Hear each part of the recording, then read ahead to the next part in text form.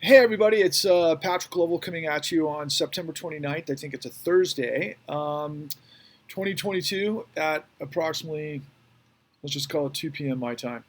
So, what's going on in the world today, right? Where did we leave the conversation yesterday? Where are we supposed to be moving forward? These are things that are raveling through my mind. And, again, just so you guys know that TikTok is just one place that I land. And for those of you who are actually really interested in what I'm saying and what I'm doing and why, which is leading a massive, massive cathartic movement, particularly against the Federal Reserve on November 1st, 2022.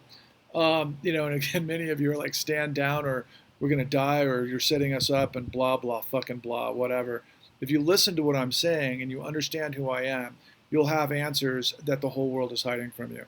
Yes, there is a man behind the machine. Yes, there's a way things work in a way that you don't understand. And I'm here to help guide you to the truth that could save the Republic. This is our fucking mission because nobody else is doing it. You know why nobody else is doing it? Because there's so much confusion that we live in this era that's biblical. The era is just an incredible amalgamation of an ocean of lies and deception and confused people that are lost in the mix that don't even know the first sort of realm of liberty and justice for all. You don't even know what the sacrifices are that have gotten us to the level that we can actually be fine-tuned citizens of the United States that are supposed to act on behalf of our own self-interest, in which the majority determines the direction of the country, not the other way around. I'm not on the midterm ballots, but neither is BlackRock, and neither are the Koch brothers or whatever mechanisms that they've got behind the scenes that are trying to pull off a coup d'état in a very, very bad direction. So go to, please. I think we've got over 22,000 likes on Patrick Lovell Truth Bombs the Con. I know that there's like thousands of likes in other direction. If I can get 1% of you to go to Patrick Lovell Truth Bombs the Con on YouTube and like and subscribe, I can see a corollary that people actually are listening and understanding. And for those of you who are, you want to listen to all of my truth bombs in their entirety because then you'll have context. But you really want to see my work at www.thecon.tv. What does the con reveal? The largest criminal conspiracy and cover-up in history that the entirety of media, the New York Times, the Washington Post, MSNBC, CNBC, Fox, CNN as majors, and then really everybody across the board. And for any of you out there who are supposedly, I'll call you, pretender intellects that may have said, well, the story's been told. Things like on PBS, Frontline, went there, they did that. They figured out what happened to Lanny Brewer and what the actual machine was, and then they asked these inferred questions that changed things. No, they didn't. No, they fucking didn't. It was just, at very best, polish, like surface polish on a glass window that you couldn't see through. Even though you would think you'd be able to see through it, you really couldn't, because the way it works in media is usually we're like this, I don't know, man, it reminds me of a cartoon. People that just like, they're running around in circles like the freaking befuddling, Keystone cops, running into each other, trying to tell people what's going on, but yet nobody knows what's going on. And then you've got these people that get paid millions of dollars. Like I say it all the time, Rachel Maddow is the one I detest the most. I can't stand Rachel Maddow. So for all you MAGAs that are like, hey, Patrick Lovell must be some sort of like, setup for Biden in the Democrats. First of all, you're stupid because you're not listening to what I'm saying. But second of all, I hate Rachel Maddow. I can't stand her. The woman is intelligent. She's got unbelievable resources, and she cherry picks to be able to get the ratings to where they need to be for that audience. How do I know? I'm a producer. I know how these things go. It's just entertainment. And if you don't believe me, look at the freaking case that took place last year where, both MSNBC and quite frankly, Tucker Carlson both got out of, lawsuits for defamation because their entire corporate apparatus says they're entertainment. Take their word for it. They're the ones telling us. So anybody who buys into Rachel Maddow and Tucker Carlson, who get paid millions upon millions of dollars a year to entertain you with fucking bullshit that gets everybody else at each other's throats, because that's what they're there to do, like high school little fucking punksters, grifters. I'm not getting paid to do this, okay? I do it on my own time and my dedication to patriotism, okay? I've got a goddamn story called The Con at www.thecon.tv that literally reveals what happened to more than 150 million people, okay? If 150 million people understood what happened to them and they were knowledgeable enough to actually say, no, we're not going to allow this to happen anymore, then we might be able to save ourselves from this insanity that's got an iron grip on everything. And what's the insanity? It's corruption. So in the last 24 hours, we saw the market. In fact, let's take a quick look at what the market's doing right now. So the Dow, roughly 500 points down at this moment. It looks like the NYSE is down 230 points. The NASDAQ's down 327 points. It was down about 700 points. The Dow was down 700 points about an hour ago. And, it's mostly, I think, coming from a currency crisis and what took place in England yesterday. The Bank of England did exactly what the Federal Reserve did, and the Bank of England is basically the Federal Reserve for the United Kingdom. They used the full faith and credit of the UK to buy these bonds to prop them up. And we don't know what those bonds are made up of. I haven't done the deep dive on what exactly they purchased and why they purchased, but it's called quantitative easing. I know that Stephanie Kelton's been out there today saying, no, it's not. It's about the gilt and some other things. It's quantitative easing. What is quantitative easing? Well, quantitative easing is what we show in the ultimate revelation from what the con proves. See, in 2009, the Federal Reserve created a backdoor pipeline of lender of last resort liquidity to the financial system that had bankrupted itself using criminal fraud and corruption to do so. The amount of lies and deception that went into the housing collapse are beyond comprehension. The amount of laws that were broken are beyond comprehension.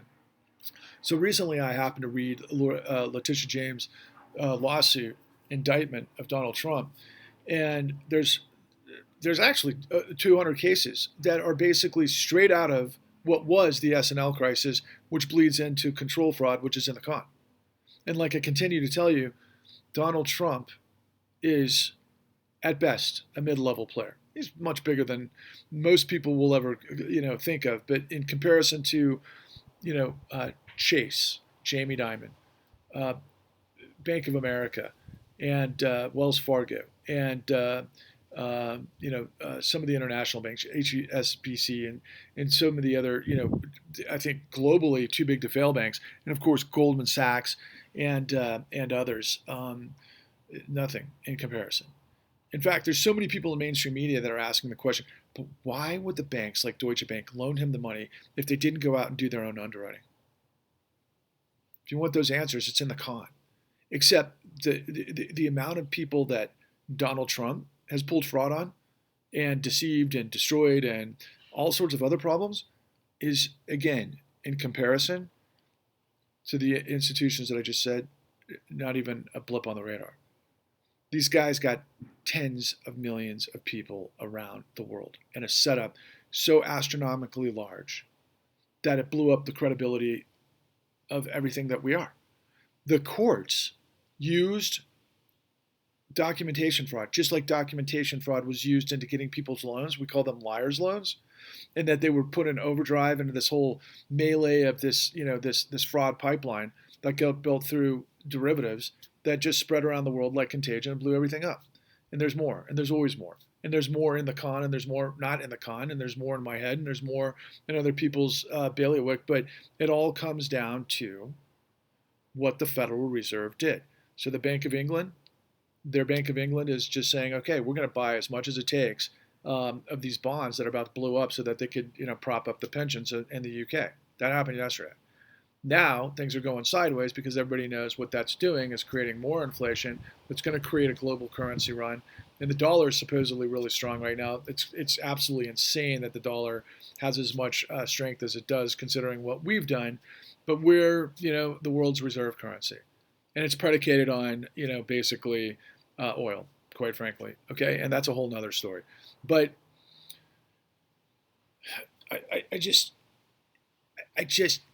got to find a way to have all of you understand that for whatever reason, I've been put in this position where I have to tell you what's going on because nobody else is and nobody else will.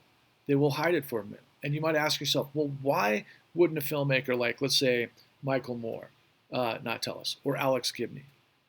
Well, I can tell you Michael Moore just doesn't have the capacity to be able to figure it out. It's just something that he's shown. He's done some brilliant work. He's done some amazing work. But it's really, at the end of the day, it's about how funny Michael Moore is.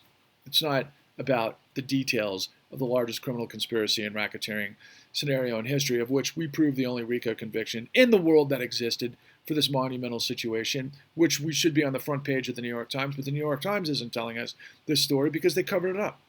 Why did they cover it up? Well, Wall Street's in New York, and a lot of these guys went to school together, and the New York Times is run by a billionaire. And oh yeah, by the way, that if Wall Street goes down, maybe the city of New York goes down, maybe the New York Times goes down. Could that be part of it? Yeah, possibly. It's not in my interest, right? What do billionaires care about the millions of you who had your lives stolen and destroyed? Now, I do have to say this because I think it's extremely important for us to all be aware of. Stupidity is a mega problem in the United States. In fact, that's contagion. In the previous generation, for you young people coming up, your parents, a lot of them, basically got into situations in the 2008 great financial crisis and leading up where they got houses and loans that they didn't understand, or maybe they were flipping houses and maybe that was their business, or maybe they were developers and they built all sorts of different projects, and that they got basically these crazy loans that they were used to basically flip and refinance, because a rolling loan knows no loss, which is in the con, but they did so all based on all sorts of misinformation. That blew it all up. And that's because before that, we got rid of the golden goose. Golden goose. I keep saying goose. I don't know why. The golden goose. What is the golden goose? For all of you people in the Midwest, who knows what the golden goose is? Well, it was our capacity to produce what we consumed. And we did it for the world for a long time after World War II, until we gave it up and we shipped it off to China, and then we became the middleman. And, manufacturing's in Asia, and a lot of energy is from overseas, and we're the middle guys. But ultimately, everything got out of whack. In the old days, you could, in the ideal of capitalism, the notion of capitalism, and I think capitalism is absolutely brilliant on so many ways, but because it does do fantastic stuff, right? It does fantastic stuff like create incredible innovation and technology. I mean, if you can take money and put it into a great idea, bring it to market and make money for people who invest in it, that's risk reward. That's fucking absolutely genius. And it did make us the ultimate economic engine in the world. But over the course of time, we got consolidation, and then we farmed out the golden goose, and then we became middlemen. And so the shit's out of whack. It's unsustainable. And so what we got is just this massive growth of the financial sector that blew up the world on a bunch of fucking bullshit. And they got away with it because the Federal Reserve, using the full faith and credit of the United States, swept in, backstopped all of the criminality illegally. They gave trillions of dollars to the criminals who did it. And so if you like investigations, you like Hollywood, I encourage you to think back to Oceans 11, 12, and 13. And I think that the sum total of those hits were like $180 million. $180 million wouldn't even show up on what it is that I'm telling you. There was $600 trillion of derivatives that blew up in 2009. 2007-8, okay? And from what I understand, there's about 1.4 quadrillion in derivatives, notional derivatives, out there on the markets. We didn't learn our lesson. It's what happens if you like have a crack addict gang raper and you don't send him to prison. Do you think you're going to stop him by telling him it's wrong? Or anybody else you can fit into that paradigm? No, they're not. And then if everybody gets in on grift at the top level and they ignore you and all the professionals ignore us, what credibility do they have? So look, the ultimate battle right now is between, okay, trust the professionals, trust the adults.